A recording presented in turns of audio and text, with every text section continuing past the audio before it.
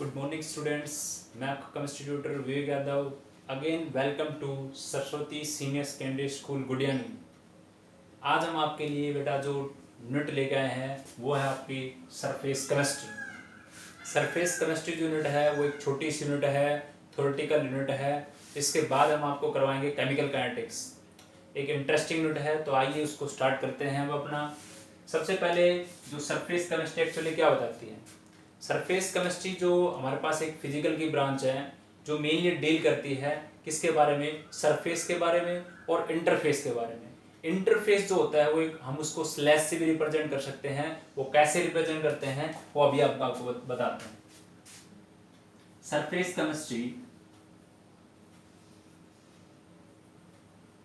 Surface chemistry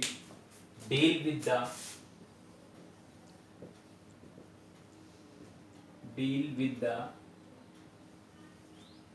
phenomena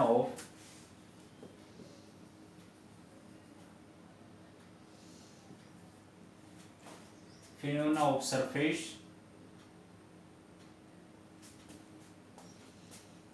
phenomena that occur at surface or interface। कि surface chemistry deal करवाती है किस type के फिनोमेना जो कहाँ होते हो सरफेस के ऊपर, जो कहाँ होते हो सरफेस पे, या उसको हम बोलते हैं इंटरफेस, या इसको हम एक नाम से और भी जानते हैं, या इसको हम लिख देते हैं ऐसे स्लैश। क्या लिख देते हैं? स्लैश। अब ये कैसे स्लैश है वो हम आपको बताते हैं। जैसे मैंने देखो ऐसे लिखा हो, solid slash liquid, solid slash liquid लिख दिया मैंने, या ऐसे लिख दिया हो गैस स्लैश सॉलिड।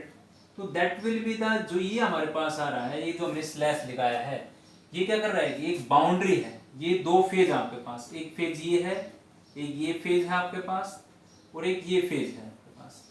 दो फेज के बीच में सेपरेशन जिससे करते हैं, दो फेज से जिसके बीच में क्या करते हैं, सेपरेट करते हैं।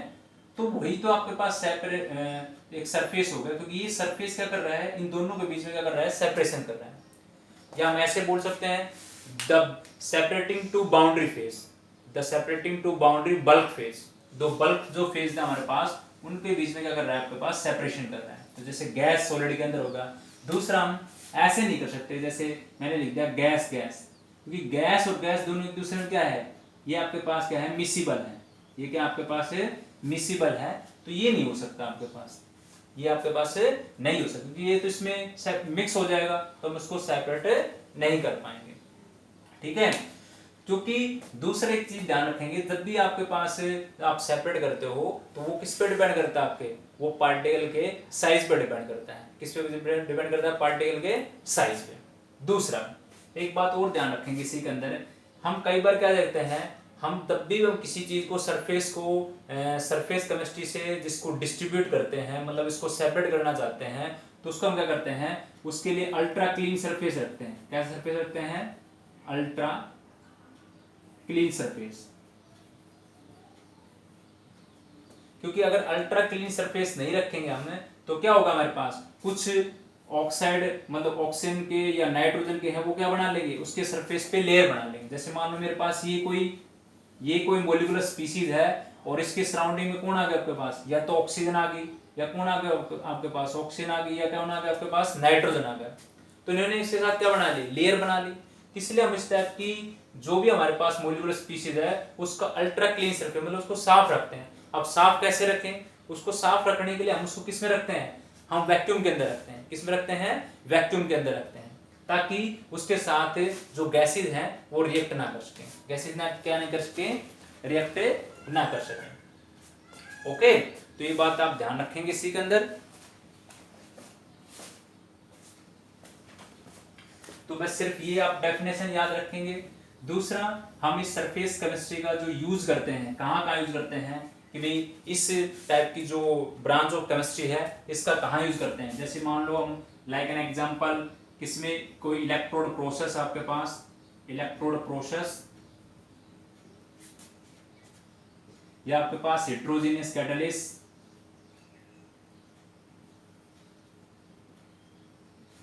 हेट्रोजीनियस कैटालिसिस, ठीक है। ये आपके पास क्या है, डिसोल्यूशन। ये आपके पास क्या है, क्रिस्टलाइजेशन। तो इस फिनोमेना का हम यूज करते हैं इनके अंदर, इलेक्ट्रोड प्रोसेस के अंदर, हेट्रोजीनियस कैटलिस्ट के अंदर, डिसोल्यूशन के अंदर और क्रिस्टलाइजेशन के अंदर। ठीक है। अब हम इसका कैसे यूज करते हैं, यहां से हमारे चैप्टर का जैसे फर्स्ट डेफिनेशन स्टार्ट होती है। यहाँ पर आपके पास एक आती है एडजॉर्प्शन। नाम क्या आपके पास इसका, एडजॉर्प्शन। ठीक है। इस यूनिट के अंदर हम जो जो चीजें डिस्कस करेंगे, जैसे adsorption, absorption, desorption, sorption, occlusion, dialysis, ये सारी अल्ट्रा फिल्ट्रेशन या इमल्सन कैसे हैं, ये सारी बातें हम इसी में डिस्कस करेंगे। तो सबसे पहले हमारे पास आता है कि एडजॉर्प्शन क्या होता है। तो ये देखिए, सबसे पहले द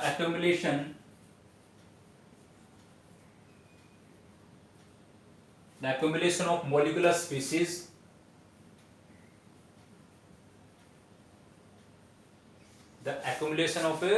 molecular species कहाँ, at the surface of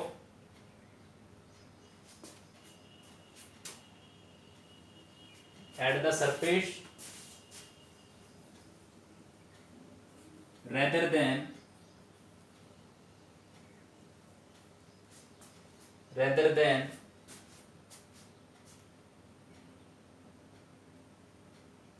of a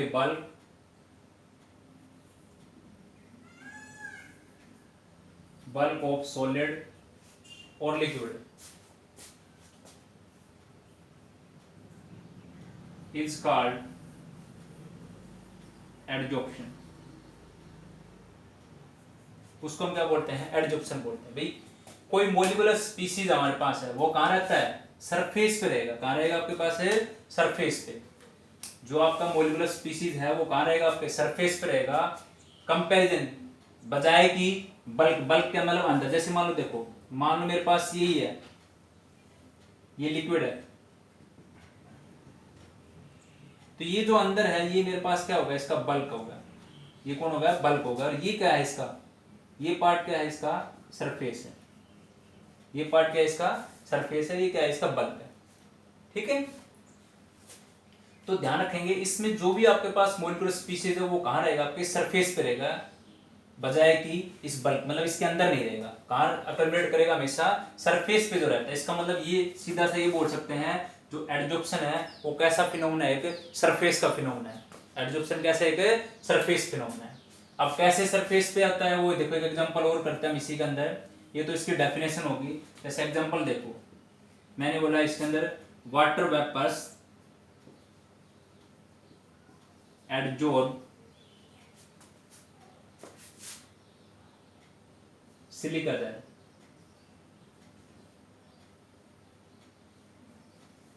water vapours adsorb silica gel. जैसे मान लो देखो, ये आपके पास एक ये सिलिका जेल है आपके पास, ये जैसे हमने ये सिलिका जेल ले ली, ठीक है। और यहाँ पे इसमें पहले क्या है, ये वाटर वेपर्स हैं। ये आपके पास कौन है, वाटर वेपर्स हैं। ठीक है। ये जो आपके पास है, ये जो अंदर है आपके पास, ये कौन आपकी सिलिका जेल है। ये फिनोमेना अभी एडजॉर्प्शन नहीं हुआ है, अभी एडजॉर्प्शन नहीं हुआ है। जब एडजॉर्प्शन, ये पहले कंडीशन है, बिफोर एडजॉर्प्शन। जब एडजॉर्प्शन हो जाता है मतलब क्या आ जाएंगे, ये जो वाटर वेपर्स थे वो कहाँ जाएंगे, इसके सरफेस पे। तो हमारे पास ये कंडीशन आ गई। देखो ये आपकी सिलिका जेल है, और ये जो आपके पास पार्टिकल हैं, जो कौन वाटर वेपर्स हैं, वो कहाँ जाएंगे, इसके सरफेस पे आ जाएंगे। सिलिका जेल के कहाँ गए, सरफेस पे आ गए।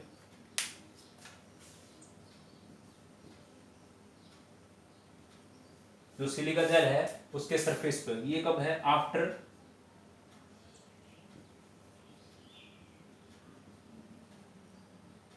एडजॉर्प्शन। एडजॉर्प्शन के बाद पहले कंडीशन ये थी, अब ये है। तो वही हमने बताया है, the accumulation of molecular species at the surface rather than of bulk of solid और लिक्विड। ओके, तो उसको बोलते हैं क्या, एडजॉर्प्शन बोलते हैं। एक एग्जांपल और भी बता सकते हो आप, जैसे H2O2 ये आपके पास हो गया अमोनिया हो गया, कहाँ एडजॉर्ब हो जाए, adsorb on activated charcoal, activated charcoal, adsorb हो जाए activated charcoal, that will be the two example of adsorption. तो हम इससे क्या सीखे हैं, इससे हम ये चीज सीखे हैं कि भाई जो एडजॉर्प्शन जो आपके पास है वो कैसा है, एक सरफेस फिनोमेना है, कैसा एक सरफेस फिनोमेना है, ठीक है। जैसे कि मान लो देखो, अब जैसे मान लो यही आपके पास ये एक हैंकी है, तो इसके सरफेस पे जैसे देखो आपको दिख रहे हैं ब्लैक या ग्रीन आपको दिख रहे हैं, तो इसका मतलब ये क्या है, जब इसके सरफेस पे जब इसी के सरफेस पे हो रहा है नहीं सारा काम, तो वो क्या है आपके पास एक एडजॉर्प्शन, वो क्या है आपके पास है एडजॉर्प्शन। और इसके अंदर ये भी आगे टर्म आएगी आपके पास, जैसे ये जो हमें साइन दिखाई दे रहे हैं, जैसे ये आपके पास इंक्स दिखाई दे रही होगी ब्लैक और ये मान लो आपके पास ग्रीन है, तो जिसके इस रुमाल के सरफेस पे रुक रहे हैं ना, तो ये जो मेरे पास जो ग्रीन और ब्लैक ये जो पार्टिकल हैं ये काम करते हैं एडजॉर्बेट का, और जिस हैंकी ने अपना सरफेस दिया है इनको अपने ऊपर रखने के लिए, ताकि ये ब्लैक और ग्रीन जो डॉट है इसके ऊपर रह सके, तो ये हैंकी किसका काम कर रहा है, एडजॉर्बेंट का काम कर रहा है। तो यहीं पे हम एक नेक्स्ट डेफिनेशन लिखेंगे, ये हमने सीख चुके हैं कि एडजॉर्प्शन क्या था आपके पास, इनके एग्जांपल भी हमने क्लियर आउट कर चुके हैं। अभी यहाँ पे मैं दो डेफिनेशन और लिखता हूं यहाँ पे, जैसे आपके पास एक डेफिनेशन है एडजॉर्बेट, एडजॉर्बेट क्या है आपके पास, the molecular species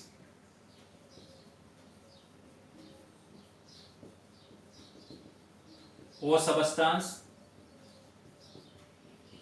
the molecular species or substance which concentrate, या आप ऐसे बोल सकते हैं which accumulate at the surface, at the surface, तो उसी का बोलते हैं एडजॉर्बेट। मतलब जैसे ये जो आपके पास है, ये जो ग्रीन और आपके पास ब्लैक के जो पार्टिकल है वो कहाँ एक्यूमुलेट कर रहे हैं, इसके सरफेस पे कर रहे हैं ना, तो वो क्या होगा आपके पास एडजॉर्बेट, वो क्या होगा आपके पास एडजॉर्बेट होगा आपके पास एडजॉर्बेट। उसी के बाद आपके पास एक होता है एडजॉर्बेंट, एडजॉर्बेंट क्या होता है, द सरफेस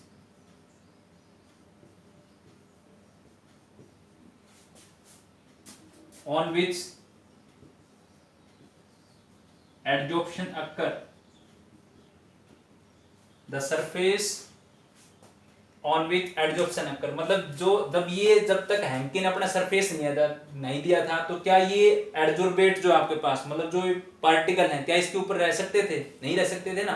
कब रहे हैं, जब इस हैंकी ने अपना सरफेस प्रोवाइड किया, या जैसे ये होगा आपके पास ये बोर्ड है आपके पास, तो बोर्ड ने क्या किया, एक सरफेस प्रोवाइड किया है, बोर्ड ने क्या किया है सरफेस। तो कुछ पार्टिकल देखो, जैसे यहाँ पे हम देखते हैं जो पार्टिकल इसके ऊपर डटे हुए हैं, जैसे ये आपके पास इंक जो रुकी हुई है, तो ये किसका काम कर रही है, ये किसका काम कर रही है कि एडजॉर्बेट का काम कर रही है। और कुछ पार्टिकल कहाँ हो जाते हैं, कुछ पार्टिकल जो है वो एडजॉर्ब हो गए, मतलब कुछ पार्टिकल क्या हो गया एडजॉर्ब हो गए, जो पार्टिकल इस सरफेस के ऊपर है वो किसका काम कर रहे हैं, एडजॉर्बेट का काम कर रहे हैं। और जो सरफेस जिस सरफेस पे मतलब ये ब्लैक जो आपके पास व्हाइट बोर्ड है जिसने अपना सरफेस दिया है किसके लिए, इस एडजॉर्प्शन के लिए, क्योंकि एडजॉर्प्शन वो कहाँ होता है, एक सरफेस फिनोमेना है, वो क्या है आपके पास है सरफेस फिनोमेना, क्योंकि सरफेस भी तो चाहिए आपको जहां पे आपका एडजॉर्प्शन हो उसके, ठीक है। और दूसरा हम ये भी बताएंगे भाई एडजॉर्प्शन क्यों होता है, cause of adsorption, cause of adsorption. तो यहाँ पे हम जैसे ये दोनों टर्म होगी एडजॉर्बेट और बेंड, ये दोनों ध्यान रखेंगे, the surface on which adsorption occur, उसको बोलते हैं एडजॉर्बेट। अब देखो यहाँ पे हम आपको सबसे पहले इसी में यही बताएंगे कि भाई काज ऑफ एडजॉर्प्शन क्या है, causes of adsorption. One by one term हमने आपको सोल्व आउट कर दिए हैं बिल्कुल क्लियरली। यहाँ पे देखेंगे काजेस ऑफ एडजॉर्प्शन, कि भाई ये एडजॉर्प्शन क्यों हुआ आपके पास, एडजॉर्प्शन है क्यों हुआ आपके पास। तो देखो यहाँ पे हम कुछ एक दो डायग्राम नोटिफाई करते हैं। देखो जैसे मान लो ये आपके पास कोई लिक्विड है, ये कोई मेटल आपके पास यहाँ पे शायद दिखाई दे रहा हो आपको, बस ये कोई मेटल निकेल, ये इसकी फ्री वैलेंसी है, ओके। और ये कोई फ्री मेटल आपके पास, फ्री मेटल वैलेंसी है। तो ये बातें तो हमने सीख चुके हैं। एडजॉर्प्शन क्या था आपके पास,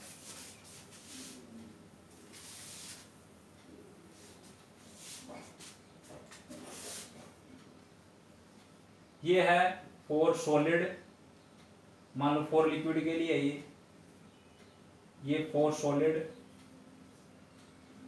ये कोई फ्री मेटल है,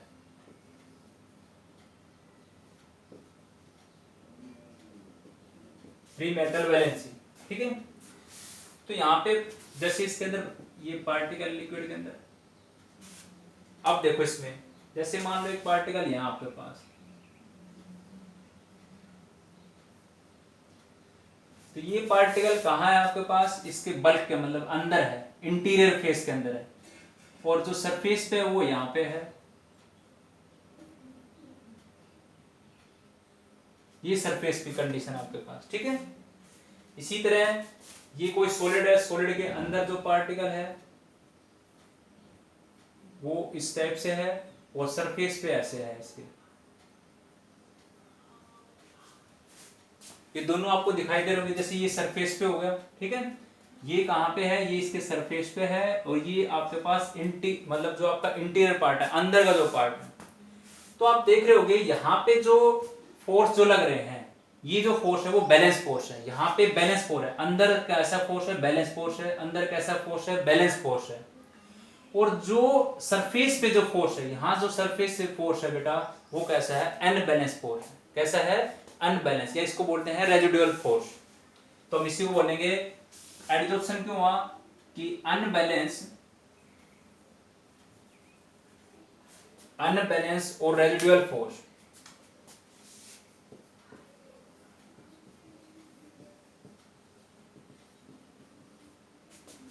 रेजिडुअल अट्रैक्टिव फोर्स,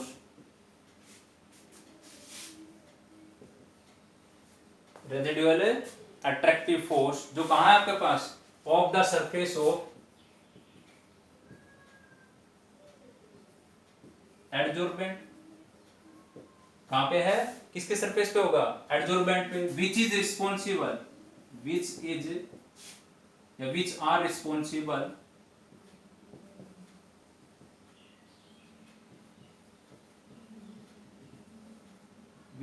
रिस्पॉन्सिबल किसके लिए रिस्पॉन्सिबल है, फॉर अट्रैक्टिंग एडजॉर्बेट पार्टिकल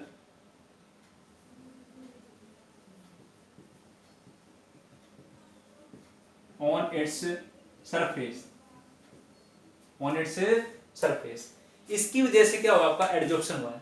देखो मतलब जैसे ये जो व्हाइट बोर्ड है आपके पास, वो किसका काम कर रहा है, आपका एडजॉर्बेंट का। और जो मैं जिस मार्कर से मैं लिख रहा हूं, ब्लैक मार्कर से लिख रहा हूं, ये क्या आपके पास एडजॉर्बेट है, ये क्या आपका एडजॉर्बेट है, ठीक है।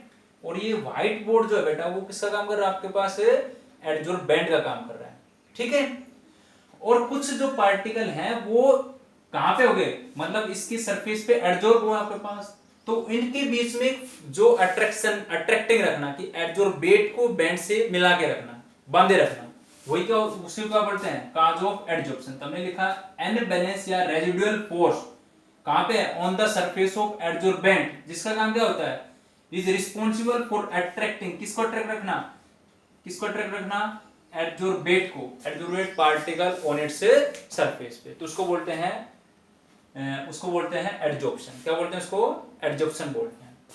ये मैंने जो तीनों एग्जांपल बताए हैं, ये सॉलिड मतलब जब पार्टिकल आपका अंदर होता है, अंदर जब पार्टिकल है तो वहां पे ऑल साइड से इक्वल फोर्स लग रहे हैं। जब पार्टिकल सरफेस पे होता है तो ऊपर तो फोर्स लग नहीं रहे, कहां फोर्स लग रहा है, नीचे फोर्स लग रहा है। इसी तरह पार्टिकल जब लिक्विड में अंदर होता है तो आपके पास क्या है, इक्वल फोर्सेज है ऑल साइड के अंदर। बट एट सरफेस, जब वो सरफेस पे होता है तो उस कंडीशन के ऊपर उस पे कैसे होते हैं, अनबैलेंस फोर्सेज होती हैं। अनबैलेंस क्या होती है, फोर्सेज होती है। इसी तरह मान लो कोई मेटल लेते हैं, तो मेटल भी क्या करेगी, मेटल के पास जो फ्री वैलेंसी है उसके ऊपर पर्टिकुलर कोई ना कोई आपके पास क्या है, कोई ना कोई गैस क्या होगी उसके ऊपर एडजॉर्ब होगी, या कोई डिजोल्व सब्सटेंस उसके ऊपर क्या होगा, ऐड होगा आपके पास, कहां पे, उसके सरफेस के ऊपर। तो इसकी वजह से क्या होता है, हमारे पास एडजॉर्प्शन होता है। तो हमने ये जो टर्म है वो ये भी पता लग गया भी एडजॉर्प्शन क्यों हुआ आपके पास, ठीक है। और एडजॉर्बेट क्या है, एडजॉर्बेंट क्या है, ये भी हमने टर्म आपके सामने डिस्कस कर चुके हैं। ओके, तो अब तक आपके पास मेन मोटिव बातें क्या याद रखनी है आपको क्या याद रखनी है कि भी जो एडजॉर्प्शन जो है बेटा वो एक सरफेस फिनोमेना है। एडजॉर्प्शन कैसे एक सरफेस फिनोमेना है, ठीक है।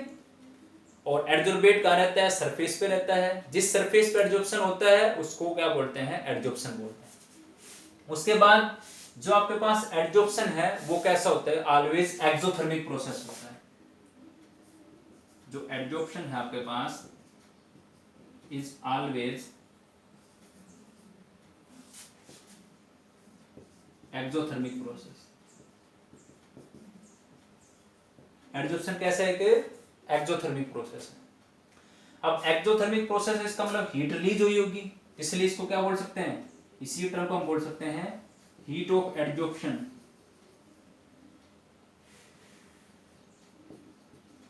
हीट ऑफ एडजॉर्प्शन बोल सकते हैं। अब देखो इसको कैसे करते हैं, कैसे इस चीज को डिस्कस करते हैं। देखो आपने 11th क्लास में इक्वेशन हमने डिस्कस की थी, del G is equal to del H minus में टी डेल्टा एच, ये इक्वेशन डिस्कस की थी। और जब भी आपका एडजॉर्प्शन है वो स्पॉन्टेनियस कब रह सकता है, आपका हमें देखना कि आपका एडजॉर्प्शन कैसा रहना चाहिए कि स्पॉन्टेनियस प्रोसेस। एडजॉर्प्शन कैसा होना चाहिए आपके पास है, आपका जो एडजॉर्प्शन है इज ए स्पॉन्टेनियस प्रोसेस। कैसा होना चाहिए, स्पॉन्टेनियस प्रोसेस। एडजॉर्प्शन कैसा होना चाहिए, स्पॉन्टेनियस। तो उसके लिए क्या होना चाहिए कि आपका डेल जी, डेल्टा एच और डेल्टा एच, ये तीनों के तीनों क्या होने चाहिए आपके पास, नेगेटिव होने चाहिए। कैसे होने चाहिए आपके पास है, नेगेटिव। अब कैसे होगा देखो, क्योंकि डेल जी की वैल्यू जब नेगेटिव होती है तो प्रोसेस कैसा होता है आपका, प्रोसेस कैसा होता है, स्पॉन्टेनियस होता है। तो अब देखो, तो यहाँ पे हम क्या करेंगे, यहाँ पे डेल एच की वैल्यू क्या होनी चाहिए, नेगेटिव माइनस में टी, और आपके पास टी डेल्टा एस की वैल्यू क्या होनी चाहिए आपके पास, ये टी डेल्टा एस की वैल्यू क्या होनी चाहिए आपके पास है, ये भी नेगेटिव होनी चाहिए, ये भी क्या होनी चाहिए, नेगेटिव। और इन दोनों वैल्यू में से जो डेल्टा एच और जो डेल्टा एस है, टी डेल्टा एस है, किसकी वैल्यू ज्यादा नेगेटिव होनी चाहिए, तो इसकी वैल्यू ज्यादा नेगेटिव होनी चाहिए। डेल्टा एच की वैल्यू का मैग्नीट्यूड ज्यादा होना चाहिए। जैसे कैसे मैंने इसकी वैल्यू -10 ले ली, इसकी वैल्यू -5 ले ली, तो मैग्नीट्यूड ज्यादा किसका है, इसका ज्यादा है, क्योंकि ये -10 है, ये -5 आपके पास। तो ओवरऑल क्या आएगा देखो, ये यहाँ पे क्या हो जाएगा, नेगेटिव, ये नेगेटिव नेगेटिव क्या होगा, पॉजिटिव। तो ओवरऑल क्या आ गया आपके पास, नेगेटिव। क्या आ गया, नेगेटिव। इस चीज को कैसे समझे हम, तो देखो मैंने डेल्टा एच का मान कितना ले लिया, -10, फिर ये माइनस का निशान, टी डेल्टा एस का वैल्यू कितने ले ली, -5, तो ये माइनस माइनस क्या हो गया, प्लस। तो ओवरऑल क्या है देखो, -10 + 5, तो ओवरऑल क्या आ गया, -5। क्या आ गया, -5। तो माइनस आ गया ना आपके पास। भाई मैंने क्या किया, डेल्टा एच का मान कितना लिया, -10, टी डेल्टा एस जो है उसकी वैल्यू कितनी ले ली, -5, तो ये माइनस और माइनस क्या हो गया, प्लस हो गया। तो -10 और +5, तो ओवरऑल क्या आ गया आपके पास, -5 आ गया। कितना आ गया, -5 आ गया आपके पास, ठीक है। तो डेल जी की वैल्यू क्या आ गई हमारे पास, नेगेटिव आ गई। डेल जी की वैल्यू क्या हो गया आपके पास, नेगेटिव। तो आपका एडजॉर्प्शन अगर स्पॉन्टेनियस है तो उस कंडीशन पे आपके पास जो वैल्यू आप इसमें लोगे वो क्या होनी चाहिए आपके पास, नेगेटिव होनी चाहिए। और जो मैग्नीट्यूड है डेल्टा एच का ज्यादा होना चाहिए, किससे, टी डेल्टा एस से। अब ये भी कहते हैं स्टार्टिंग में जब आपके पास एडजॉर्प्शन स्टार्ट होता है तो स्टार्टिंग के अंदर इसका रेट क्या होता है, हाई होता है। बिगिनिंग जब स्टार्ट होता है एडजॉर्प्शन तो उस कंडीशन पे रेट क्या होता है, हाई होता है, ठीक है। बट जैसे जैसे इक्विलिब्रियम अटेन होता है तो आपका एडजॉर्प्शन डिक्रीज हो जाता है। एडजॉर्प्शन क्या हो जाता है, डिक्रीज होता है। वो कब क्यों डिक्रीज होता है, तो देखो क्या होता है कि जो आपके पास डेल्टा एच और टी डेल्टा एस है, जब ये दोनों वैल्यू क्या हो जाएंगे, एक दूसरे के बराबर आ जाएंगे। डेल्टा एच किसके बराबर आ जाएगा, टी डेल्टा एस के। Delta H is equal to, हम क्या बता रहे हैं, डेल्टा एच किसके इक्वल आ जाएगा, T delta S. Delta H is equal to T delta S. तो वहां पे आपके पास डेल जी की वैल्यू क्या हो जाएगी, 0 हो जाएगी। तो कब होगी, इक्विलिब्रियम पे।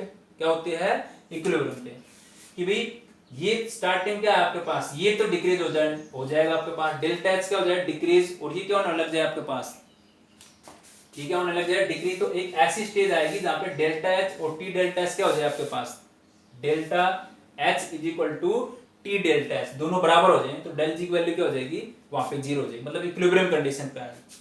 और नेगेटिव कब है, तब ये कंडीशन है जब इसकी वैल्यू भी नेगेटिव इसकी भी नेगेटिव, बट इसका मैग्नीट्यूड क्या है ज्यादा नेगेटिव होना चाहिए, इसका मैग्नीट्यूड क्या होना चाहिए ज्यादा नेगेटिव होना चाहिए। ठीक है, तो ये हमने सीखा कि एडजॉर्प्शन कैसे आपके पास एक्सोथर्मिक प्रोसेस है, कैसे उसको हीट ऑफ एडजॉर्प्शन के बोलते हैं। अब हीट ऑफ एडजॉर्प्शन की बात करें कि भाई एक मोल ऑफ एडजॉर्बेट, एक मोल एडजॉर्बेट कितना, 1 mole of adsorbate adsorb on किस पे एडजॉर्ब हो जाए, एडजॉर्बेंट पे, तो उस कंडीशन पे जो हीट रिलीज हो रही है आपके पास तो उसको क्या बोलते हैं, हीट ऑफ एडजॉर्प्शन बोलते हैं। कि 1 मोल ऑफ एडजॉर्बेट एडजॉर्ब किस पे एडजॉर्ब हो जाए, on the surface of adsorbent, on the surface of adsorbent आपके पास, तो उसको क्या बोलते हैं, हीट ऑफ एडजॉर्प्शन बोलते हैं।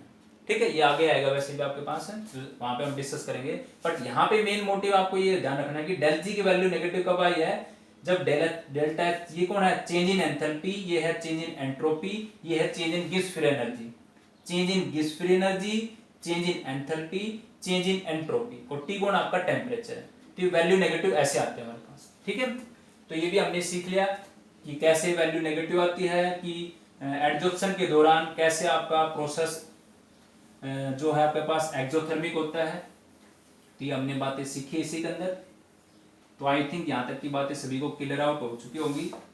अब हम एक छोटी छोटी टर्म इसमें और भी है, जैसे एक टर्म होती है शॉर्प्शन और एक होती है डिशॉर्प्शन और एक होती है occlusion.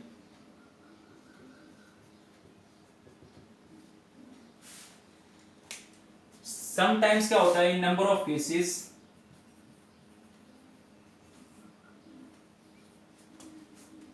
Adsorption as well as absorption, एक टर्म और आएगी हमारे पास ए बी, यहां पे ए बी वर्ड लगा हुआ है, absorption, in number of case adsorption as well as absorption simultaneously.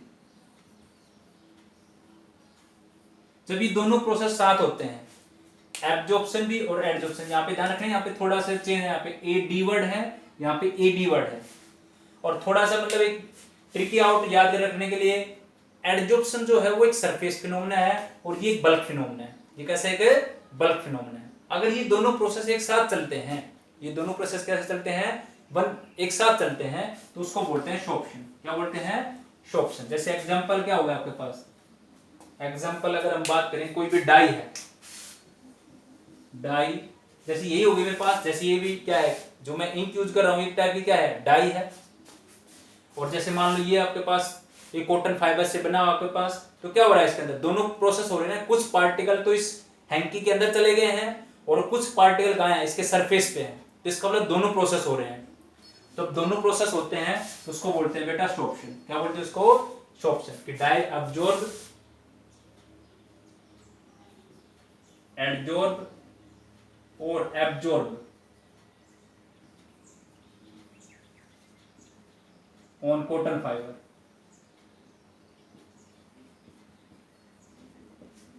कि आपकी जो डाई है वो एडी और एबी दोनों, एडजॉर्ब भी और एब्जॉर्ब भी, कहां पे, on the surface of A cotton fibre. जैसे मैंने ये एग्जांपल बताया, जैसे ये हैंकी ना आपके पास बेटा, तो कुछ पार्टिकल तो कहां है, इसके सरफेस पे हैं और कुछ इसके अंदर चले गए हैं, इसका मतलब दोनों कंडीशन हो रही है। और ये हमारे पास एक टाइप की डाई है, ठीक है, तो वो क्या होगा आपके पास, शॉर्प्शन होगा। वो क्या होगा आपके पास, शॉर्प्शन होगा। अब डिशॉर्प्शन क्या है, डिशॉर्प्शन में हम क्या करते हैं, the process of removing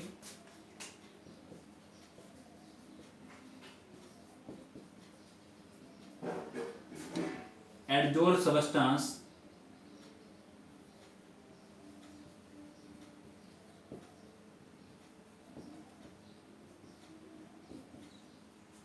the process of removing adsorbed substance from the surface।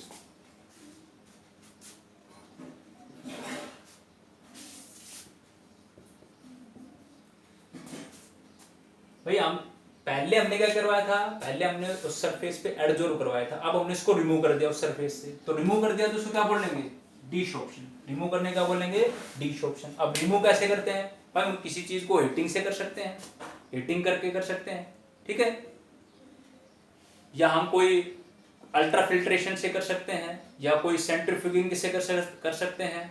मतलब हमने कोई ना कोई कंडीशन चेंज करके हमने जो सरफेस पे जो चीज थी, जैसे मान लो यही है, अब इसके ऊपर ये डाई है, हम इसको जो सोप है आपके पास उसका यूज करेंगे, तो हमने क्या करेंगे, इस पे जो पार्टिकल है उसको यहाँ से रिमूव कर देंगे।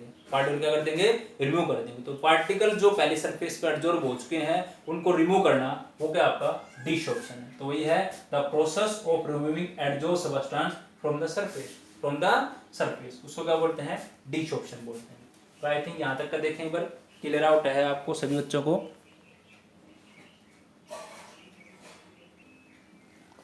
तो देखें ऑक्लूजन क्या है, द एडजॉर्प्शन, एडी वर्ड है, the adsorption of gas on the surface of metal, कोई मेटल के सरफेस पे गैस का एडजॉर्ब होना, तो उसको क्या बोलते हैं, ऑक्लूजन बोलते हैं। जैसे एग्जांपल आपका है H2Ni, तो इसकी ये निकल जो आपके पास, ये कौन होगा आपके पास, मेटल है, उस पर एडजॉर्ब कौन होगा आपके पास, हाइड्रोजन गैस होगी, या आप ऐसे लिख सकते हो H2Pd, H2Pd आपके पास, ये भी किसका एग्जांपल आपके पास, ऑक्लूजन, ठीक है।